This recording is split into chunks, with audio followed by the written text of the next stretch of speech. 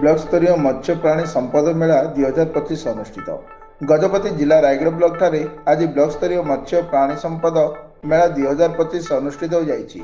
मुख्य अतिथि भाव मोहना विधायक दाशरथी गमांग फीता काटी यह कार्यक्रम उद्घाटन करथिबा बेले सम्मानित अतिथि भाव ब्रह्मपुर सांसद प्रतिनिधि प्रदीप कुमार विशोई, रायगढ़ पंचायत समिति अध्यक्षा रायगढ़ गोष्ठी उन्नयन अधिकारी संतोष कुमार बारिक, 13 नंबर जोन जिला परिषद सदस्य पीताम्बर नाइक, 14 नंबर जोन परिषद सदस्य गौतमी जानी, जिला मुख्य प्राणी चिकित्साधिकारी तुषारेन्दु नाइक, नीरज चंद्र नाइक, जिला मत्स्य अधिकारी प्रमुख उपस्थित थिले।